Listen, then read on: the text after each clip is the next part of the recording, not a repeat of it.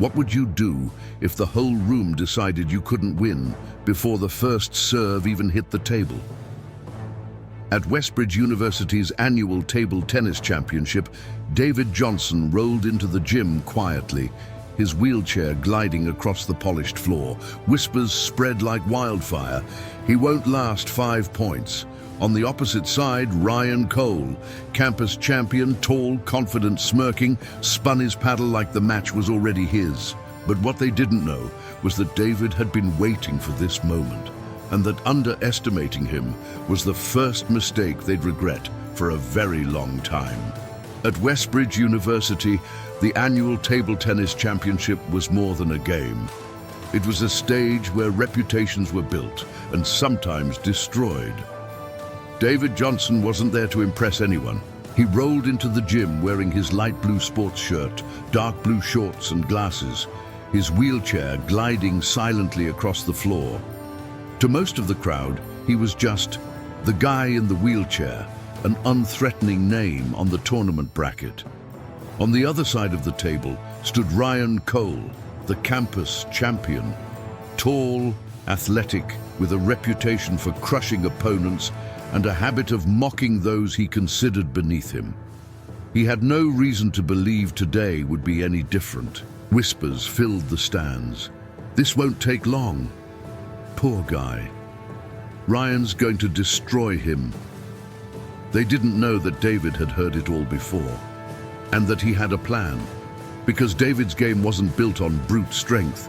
It was built on patience, precision, and the kind of mental discipline you only learn when the world doubts you. And today, he was about to turn that doubt into his greatest weapon. Over the next few minutes, you'll see a match that no one saw coming, a battle of skill, control, and quiet revenge. You'll see how the smallest details can shift momentum, how arrogance can be a player's biggest weakness, and how one man in a wheelchair silenced an entire gym without raising his voice.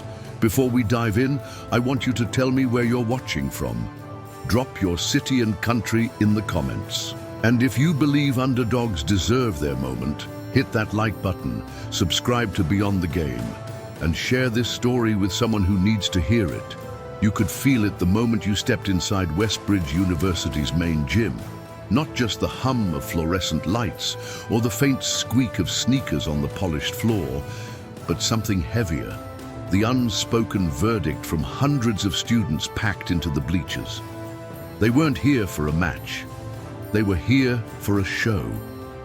And everyone thought they already knew the ending. David Johnson rolled in quietly, the soft click of his wheelchair wheels cutting through the chatter. His light blue jersey, dark blue shorts, and rectangular glasses caught the overhead lights. He didn't look like the kind of player you'd bet on in a championship match. He looked like the kind you'd forget was even there. Whispers followed him like shadows. "Man, is this a charity round? $5 says he won't last a set." A couple of guys near the back even imitated his push down the aisle, laughing into their sleeves. David kept his head straight, his eyes locked on the center table. He wasn't here for them. Across the court, Ryan Cole was soaking it in. The campus champion, 6'2", built like he should have been on the basketball team instead. The kind of guy whose smile felt like a dare. He spun his paddle lazily in his hand, chatting with friends in the front row, as if David wasn't even part of the equation. Coach Miller, standing by David's side, leaned in.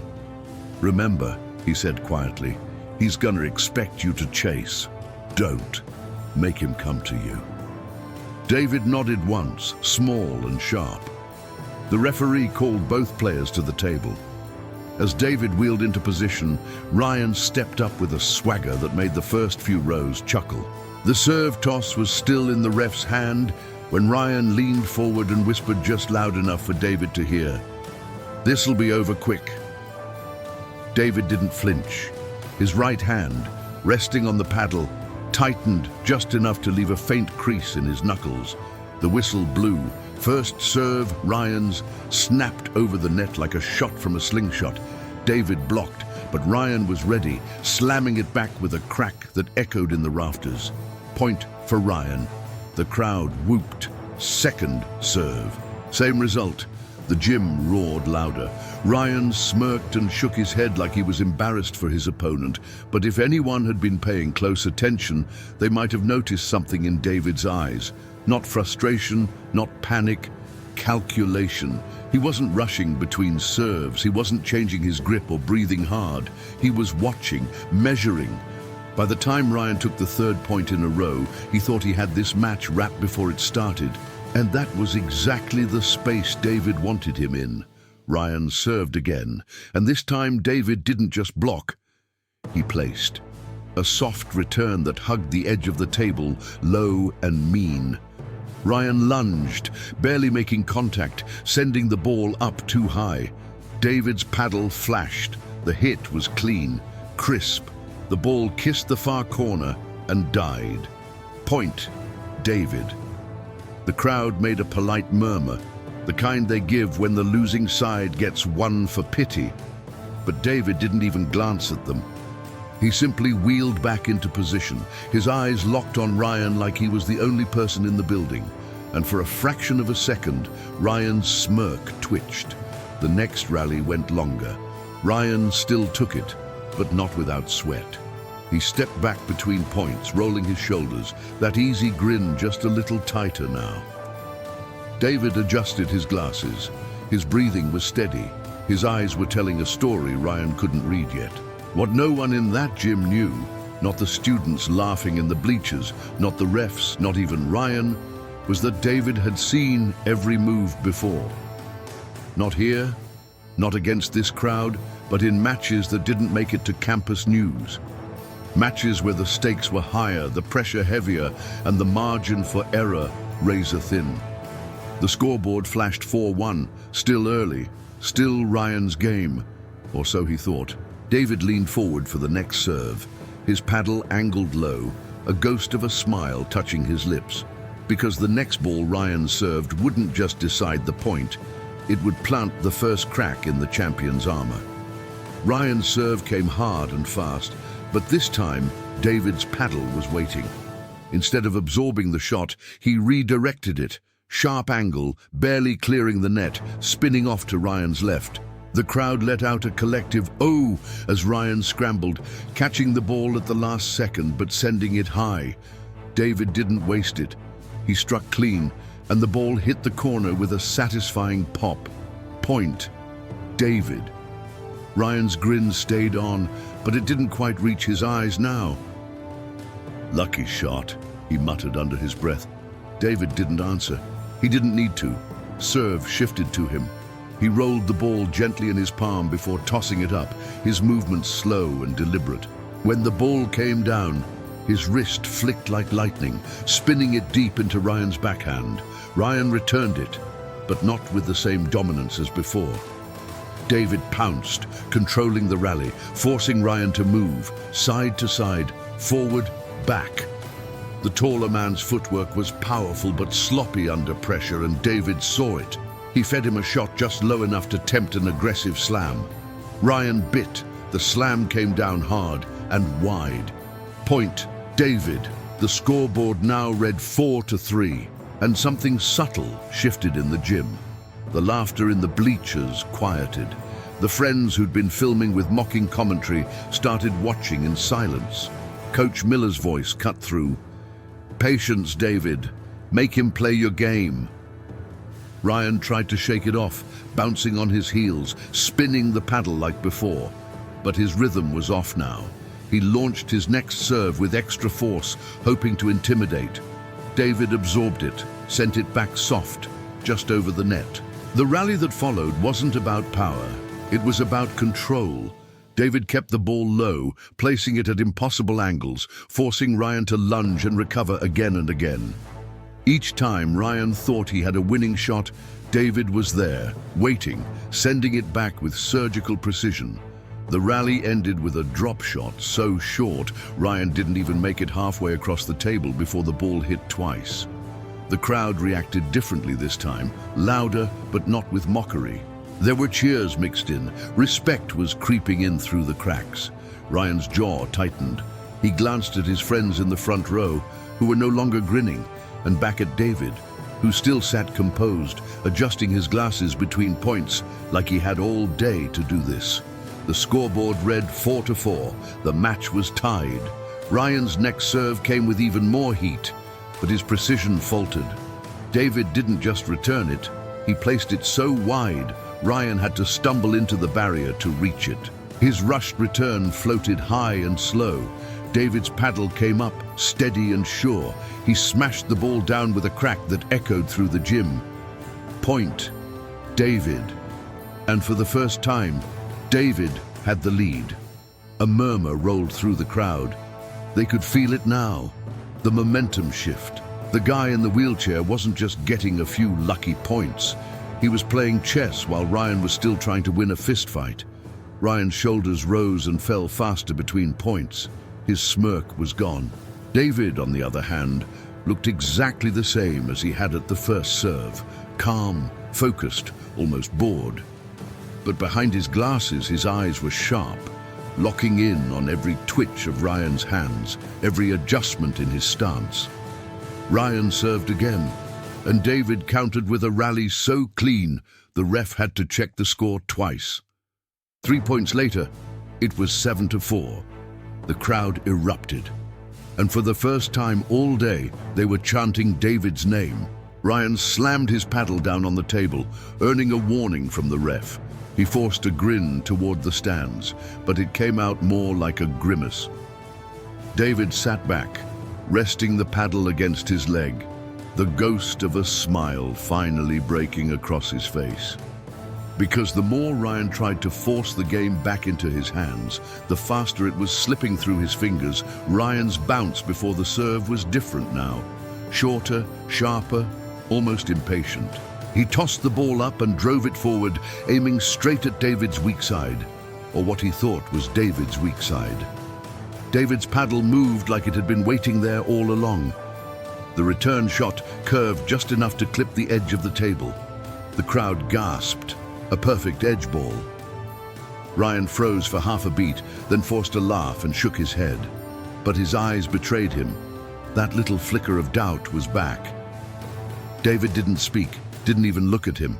He rolled the ball across his paddle, ready for the next serve, as if the point had been routine. The rally that followed was anything but routine. Ryan fired every shot with raw power, but David was making him run, side to side, front to back, pulling him out of position over and over, and the crowd was noticing. "Oh!" when David made a diving save to his left. "Let's go, David!" from somewhere in the middle bleachers. A slow clap started after another drop shot left Ryan lunging in vain.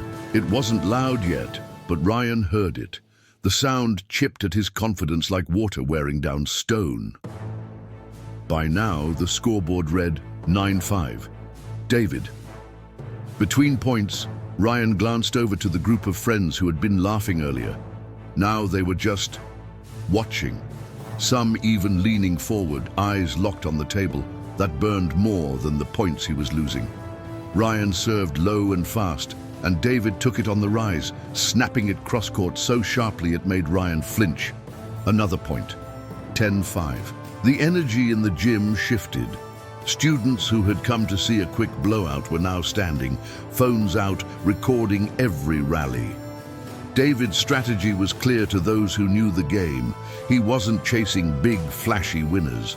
He was dismantling Ryan's rhythm piece by piece, turning his power into a liability. Ryan tried to regroup, bouncing the ball on his paddle, jaw tight. "You really think you're winning this?" he muttered as he prepared to serve. David's eyes flicked up for the briefest moment. "I don't think," he said quietly. "I know." The words were low enough that only Ryan could hear them, but they landed like a body shot. Ryan's next serve clipped the net and fell short. Fault. The crowd laughed at him. Coach Miller clapped once, sharp and loud. "Stay locked in, David." David didn't need reminding. His breathing was steady, his face calm. Ryan, on the other hand, was starting to sweat. not just from the running, but from the cracks in his composure. The next rally went long, the longest of the match so far, 23 shots. Ryan pushed, David countered. Ryan slammed, David blocked. The gym was dead silent except for the pop, pop, pop of the ball. And then David ended it. A disguised backspin drop shot so soft it barely made it over the net before bouncing twice. The silence broke into an explosion of cheers. Students were on their feet now. Ryan slammed his paddle against his palm, trying to mask the frustration with forced confidence. But the truth was visible in every movement.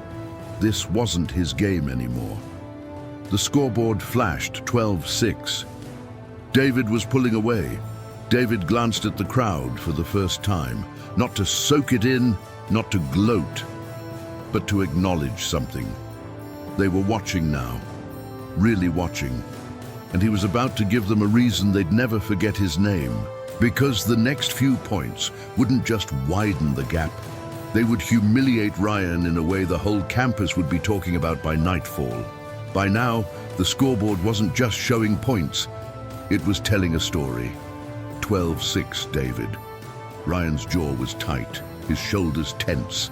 Every time he set up for a serve, he bounced the ball harder on the table, as if trying to intimidate. But intimidation only works if your opponent buys into it. David wasn't buying anything. The next serve came fast, low, and deep into David's backhand. Instead of rushing the return, David absorbed the pace, sending the ball back with a soft spin that forced Ryan to step in awkwardly. Ryan went for a smash, too eager. The ball clipped the top of the net and sailed long. The crowd's cheer was sharp this time, not polite, not cautious, but full-on support. Phones were out everywhere, catching every second. Coach Miller leaned forward in his chair, grinning. "He's playing your game now, David. Don't let up." David nodded once. This was no longer about reacting. It was about control. And control in table tennis doesn't just win points.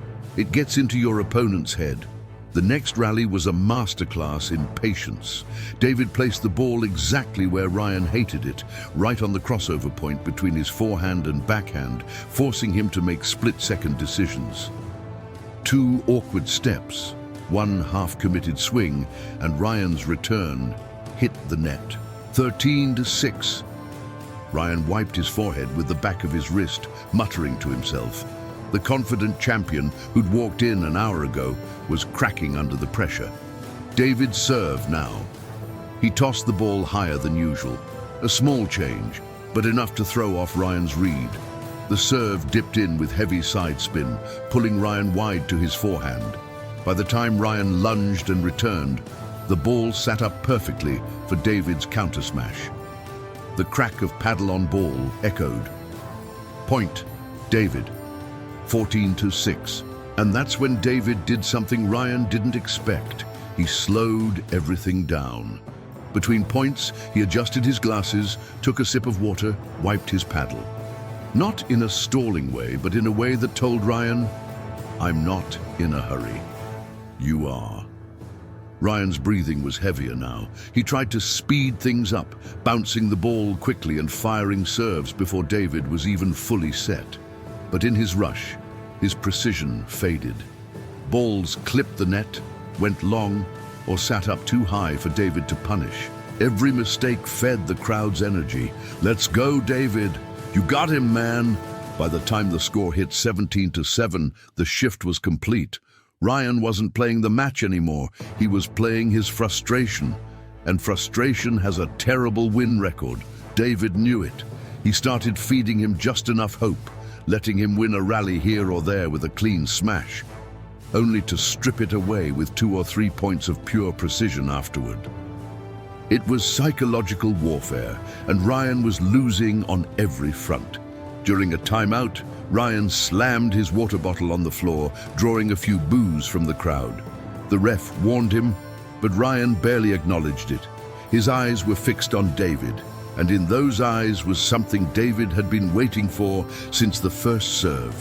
Doubt mixed with desperation. When play resumed, David delivered the point of the match so far.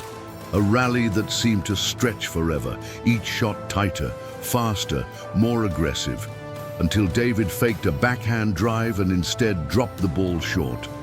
Ryan, already mid-step back, had no chance. The ball double bounced before he even reached the net. The crowd exploded, some students standing on the bleachers now. Ryan's face flushed. He turned his back to the table, adjusting his paddle grip like it was the paddle's fault. But his body language told the truth. He was beaten. He just didn't know by how much yet. And David was about to show him, in the most humiliating way possible, exactly how far the fall from champion could be. By the time the scoreboard lit up 18-7, the gym had shifted from casual entertainment to full-blown spectacle. Every time David scored, the cheers were louder. Every time Ryan missed, the laughs cut deeper. Ryan tried to hide it, but his shoulders told the truth. Rounded forward, heavy, almost dragging. His once powerful steps had turned into short, frustrated stomps.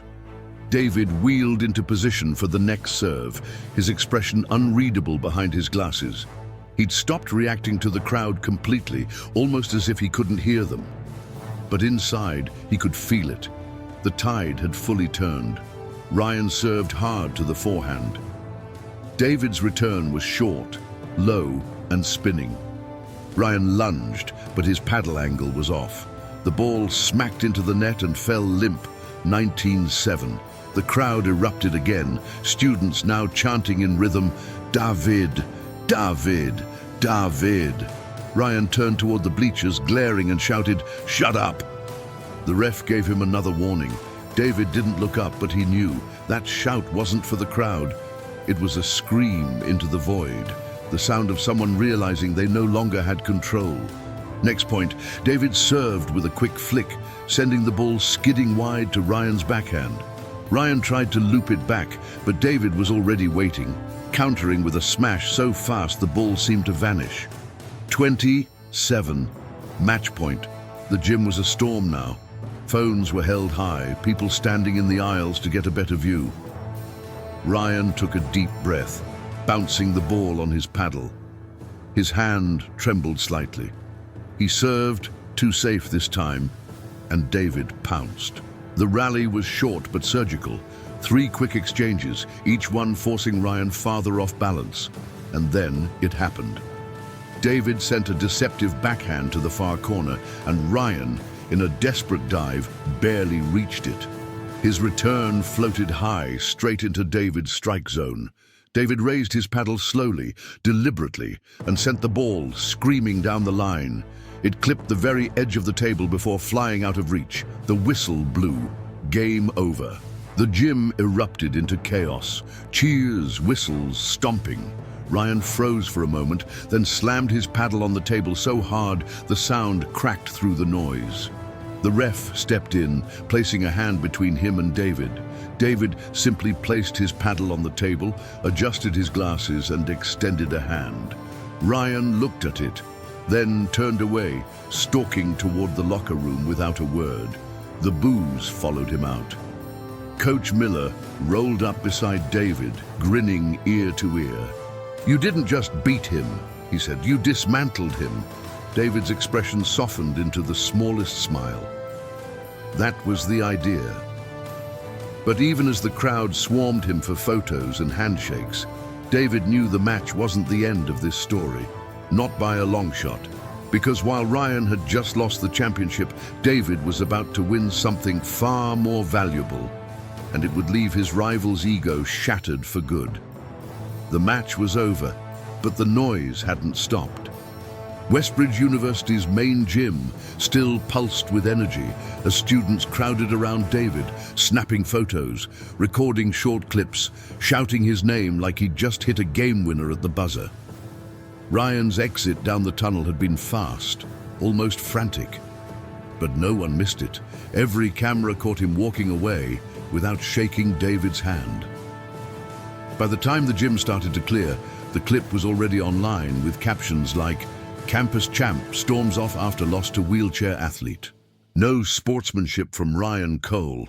David stayed for a few more minutes, talking to Coach Miller and a few classmates who had never said more than hi to him before. He accepted the championship medal without a speech, just a quiet nod and a thank you. It wasn't about the medal, not for him. When he finally wheeled out of the gym, the air outside felt lighter. Cool evening wind brushed against his face as he made his way down the ramp. Lisa waiting near the parking lot with that proud, "I knew you'd do it" smile. "You realize," she said, "you just rewrote the campus hierarchy." David chuckled. "I'm not sure about that." But she was right. He could feel it. The way people looked at him had shifted, not with pity, not with curiosity, but with respect. Meanwhile, in the men's locker room, Ryan sat slumped on a bench, scrolling through his phone. Every scroll brought another post, another angle of the match, not just the points he'd lost, the ones where David had made him look foolish. The comments hit harder than any shot across the table. "Dude got schooled by a guy in a wheelchair." "Size doesn't matter when your ego's bigger than your game." "Guess being tall doesn't make you untouchable." He tossed the phone into his bag, but the sound still echoed in his head. And it was about to get worse. By the next morning, the story had spread beyond campus. Local sports pages picked it up. One headline read, "Underdog champion. David Johnson wins Westbridge table tennis title in stunning upset." The article wasn't just about the game. It was about the preparation, the focus, the patience David had shown. Words like discipline and mental strength were everywhere. And then came the interview request from the local TV station. They wanted David on that night's sports segment. When the interview aired, it wasn't flashy. David spoke softly but clearly, giving credit to Coach Miller, thanking the crowd for their energy, and, when asked about Ryan, simply saying, "I don't play to embarrass people. I play to win. The rest is just noise." The clip went viral, not because of trash talk, but because of the contrast. The internet had Ryan's angry outbursts side by side with David's calm, composed answers. Back on campus, Ryan couldn't escape it. Posters for the next intramural season had David's photo on them. The student paper ran an editorial titled, "The Day Respect Rolled In on Four Wheels." Even the guys Ryan used to hang out with at the gym started giving David nods in the hallway. Some even stopped Ryan mid-conversation to say, "Man, that was wild. Didn't think he'd take you down like that."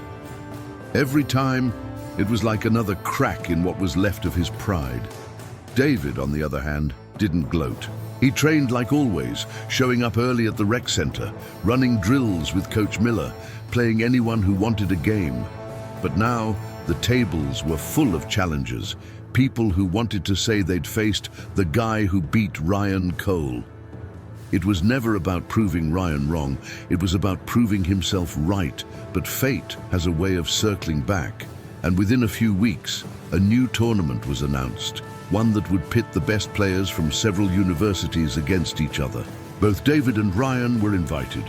The rematch wasn't official yet, but everyone on campus knew it was coming.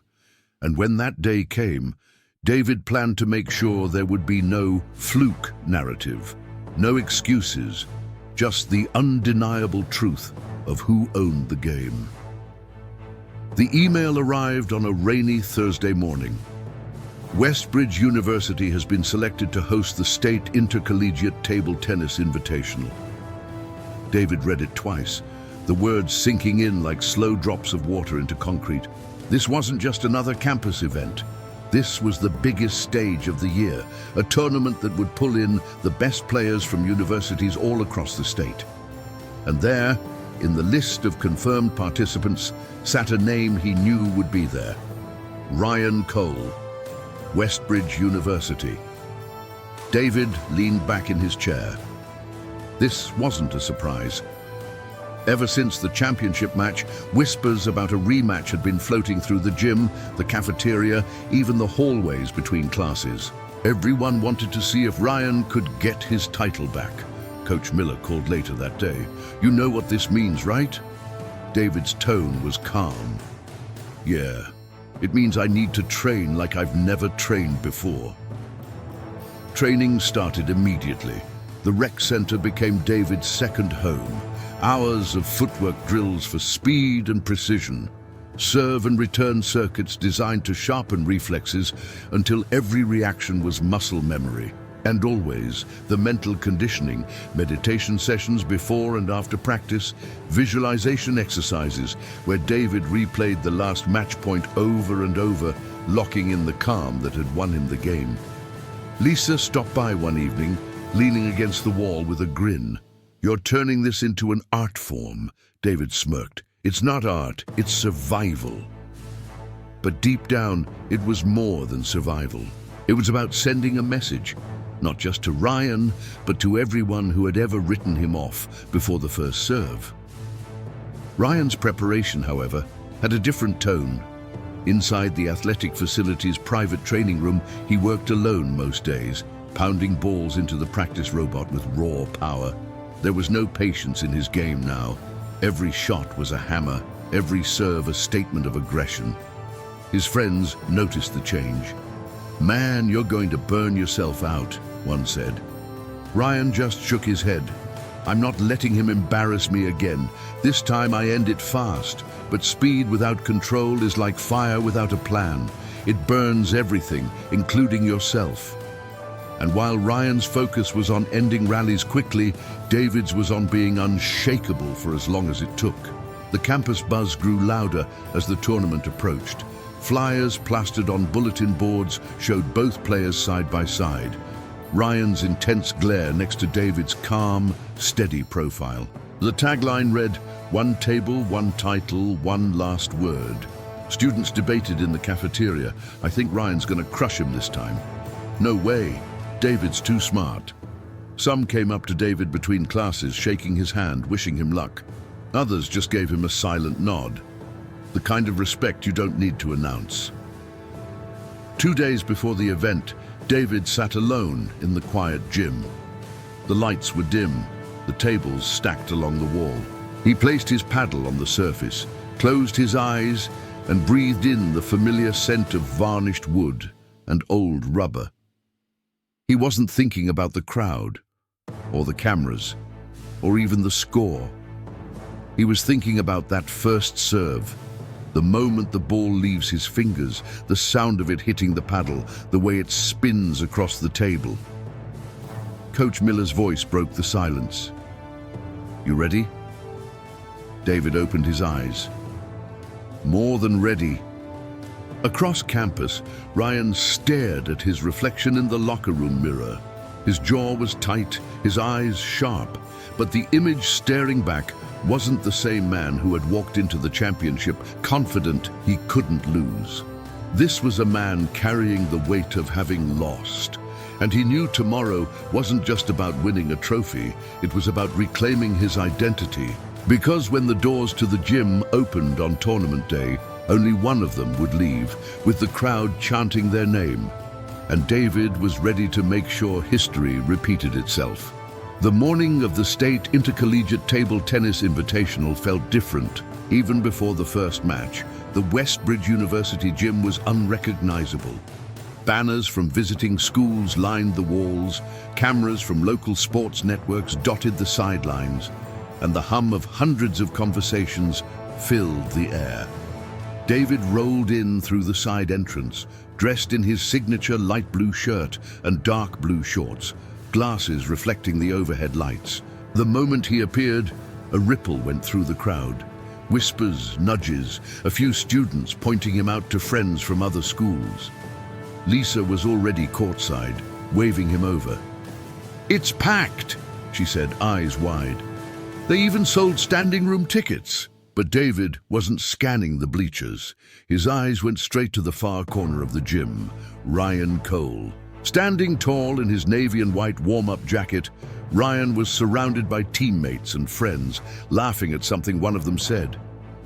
But when his eyes met David's across the floor, the laughter stopped. For a moment, the noise of the gym seemed to fade. Just two players, two histories, locked in that silent pre-match stare. The tournament began with early round matches. Players from other schools battled it out while the crowd roared for every rally. David's first opponent went down 11-3, 11-4, 11-2. Quick, clinical, no wasted energy. He left the table as calm as he'd entered, shaking hands and heading straight to the warm-up area. Ryan's opening match was pure force, 11-2, 11-1, 11-3. Every point he won came with a fist pump, a shout, a glare toward the crowd as if daring them to doubt him. His fans loved it. By midday, both men had cruised through the bracket. The draw made it official. They would meet in the semifinals. The moment it was announced, the gym's atmosphere shifted. Every conversation seemed to turn toward the match. David sat with Coach Miller in the quiet prep room behind the main court. "He's going to come at you fast," Miller said. "Don't try to match his pace. Make him earn every point." David nodded, adjusting his grip on the paddle. "I'm not here to race him. I'm here to outlast him." Out on the court, Ryan was already pacing, tapping his paddle against his thigh. He looked toward the prep room door more than once, as if willing David to walk out so they could get this over with. When the ref called them to the table, the gym exploded. Students packed shoulder to shoulder, phones raised, chants starting from both ends of the bleachers. "Let's go, David. Ryan's taking it back." They met at the net for the coin toss. Ryan smirked, ready to find out if last time was just luck. David's reply was steady. "I already know it wasn't." The ref flipped the coin. David would serve first. The first rally was short, a sharp serve from David, a quick return from Ryan, and a perfectly placed counter into the far corner. Point, David. The crowd cheered, but Ryan just rolled his shoulders, his smirk intact. The next few rallies were faster, harder. Ryan's power was undeniable, but David's control kept him in every exchange. The scoreboard read 3-3 after 6 points, and the gym was already electric. Every shot felt like it carried the weight of the entire season. Ryan launched a serve so fast it drew a gasp from the stands, but David blocked, angled, and watched as Ryan's return sailed wide. The crowd erupted again, the sound bouncing off the walls. Ryan's smirk faltered just for a second. Lisa leaned over to a friend in the front row. "If he keeps this up, it's going to feel like last time all over again." And she was right. The momentum was already starting to tilt, because as the score climbed, Ryan would realize that this wasn't just a rematch. It was a replay of his worst nightmare, in front of an even bigger crowd. At 6-4, David was in the lead. The same lead he'd had in the first match, the same rhythm, the same patience. And Ryan felt it. His next serve came with extra venom, a bullet straight to David's backhand. But David was already there, redirecting it low and wide to Ryan's forehand. Ryan reached, misjudged the spin, and watched the ball clip the net and drop to the floor. The crowd roared. Ryan didn't hear the cheer. He heard the echo from months ago, that same pop of the ball hitting the net, the same way the crowd had reacted then. David rolled into position for the next serve, not rushing. Every move was deliberate, almost surgical. He tossed the ball, sent it spinning deep into Ryan's backhand again. The return floated too high. Crack! Another clean smash. 8-4. From the sidelines, Coach Miller's voice cut through. "Make him move, David. Don't let him plant." And David did just that. He sent Ryan chasing wide angles, mixing in short, soft shots that forced him forward, then lobbing deep drives that made him retreat. The taller man's footwork began to break down, every step just a fraction too slow. 9-4. The noise in the gym swelled, but David didn't look up. He kept his eyes locked on the table, on the paddle, on the next point. Ryan's breathing had changed, heavier, ragged. He wiped his forehead between rallies, took longer to reset. The frustration was visible now, spilling out in muttered curses and clenched jaws. 10-4. Lisa could see it from the bleachers. She leaned toward a student beside her. "He's cracking again, just like last time." Ryan tried to fight it off. He served aggressively, won a quick point with a smash, then another with a lucky net roll. The crowd gave him polite applause, but it didn't feel like momentum. It felt like a stay of execution. David answered with a rally that lasted nearly 30 shots. Every return was calculated, every spin intentional. He wasn't just returning the ball, he was dismantling Ryan's confidence in slow motion. The rally ended with a disguised drop shot that made Ryan sprint forward, only to arrive a half step too late. The ball bounced twice, point to David, 11-6. Ryan slammed the ball down on the table, earning a warning from the ref. The sound echoed in the suddenly hushed gym. David adjusted his glasses. "You done?" he asked quietly, just loud enough for Ryan to hear. The taller man glared. "Not even close." But the score said otherwise. David served again, pulling Ryan wide left. The return came weak.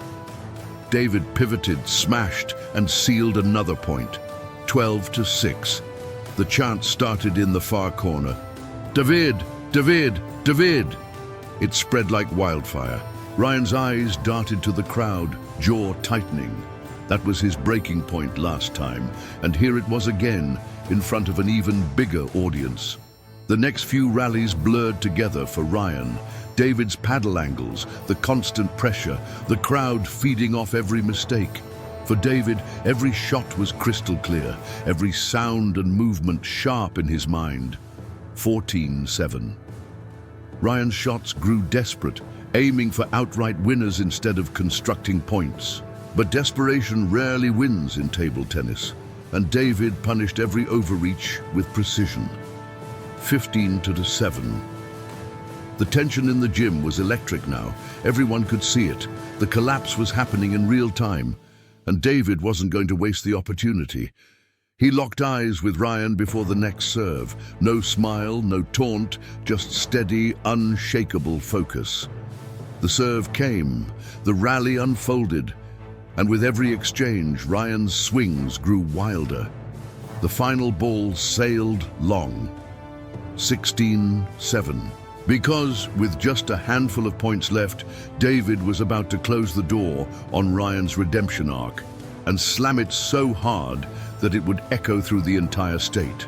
The scoreboard read 16-7, and the entire gym could feel it. This wasn't just a lead. This was the slow tightening of a vice, and Ryan Cole was trapped inside it. David wheeled into position, paddle resting loosely in his hand. He didn't rush. He didn't need to. Every extra second was another reminder to Ryan, I control the pace, not you. Ryan served hard to the forehand. David's return came low and angled, forcing Ryan into a stretch. He lunged, returned, and watched in disbelief as David's counter clipped the white edge of the table and dropped dead. 17-7. The chant returned louder than ever. David! David! David! Ryan tried to block it out, bouncing the ball on his paddle, muttering under his breath. He served again, this time to the backhand. David stepped into it, firing a deep topspin drive that curved in just enough to catch the baseline. 18-7. Coach Miller clapped once from the sideline. Two more, David. Ryan's shoulders were hunched now, his once smooth movement reduced to jerky lunges. He served again, but it was a half-hearted toss, and the ball floated into David's wheelhouse. David smashed it so hard the sound cracked like a gunshot. The ball ricocheted off the barrier, rolling all the way to the back wall. 19-7. Match point. The gym was electric, every phone up, every eye locked on the table. Even the students from other universities were chanting now, caught in the energy of the moment. Ryan bounced the ball once, twice, then served with everything he had left. David absorbed the speed, returned it deep, then pulled Ryan in with a short drop. Ryan lunged forward, barely catching it. The ball floated high, center table. David's paddle came up slowly, deliberately. For a heartbeat, the entire gym went silent. Then he swung, clean, precise, unstoppable. The ball hit the far corner and spun away, unreachable. The whistle blew. Game over. 21-7. The gym erupted like a dam breaking. Cheers, whistles, stomping feet, the sound bouncing off every wall. Ryan froze, paddle hanging in his hand. For a second it looked like he might say something. Instead he turned, walked to the net, and this time he took David's hand. The handshake was brief, the eye contact shorter, but it was there. David nodded once, no words. He didn't need any. The scoreboard said everything. Coach Miller rolled up beside him, grinning like a proud father. "You didn't just beat him again," he said. "You made sure nobody calls the first one a fluke." Lisa appeared out of the crowd, phone in hand, already recording. "You realize this is going to be everywhere by tomorrow morning, right?" David adjusted his glasses, finally letting a small smile break across his face. "Let it." By the time David left the gym, the clips were already online. The edge ball, the match point smash, the handshake. The captions varied, but the tone was the same. Against all odds. And twice. Wheelchair athlete shuts down rival again. Ryan left quickly, avoiding interviews, but the damage was done. His second chance at redemption had ended in an even bigger loss. David, on the other hand, rolled into the cool evening air with the weight lifted from his shoulders. This wasn't just about a trophy. It wasn't even just about Ryan. It was about every time someone had looked at him and only seen the chair. Every time they'd assumed limits where there weren't any. Every time they'd written the ending before the story began. That night, as the campus celebrated, a new flyer went up on the rec center board. A photo of David mid-match, paddle raised, the words in bold underneath, "Respect the game, respect the player." And for the first time, David felt like they finally did. If this story made you believe a little more in patience, in discipline, and in the power of proving people wrong, then share it. Drop your city and country in the comments so we know where this story has reached.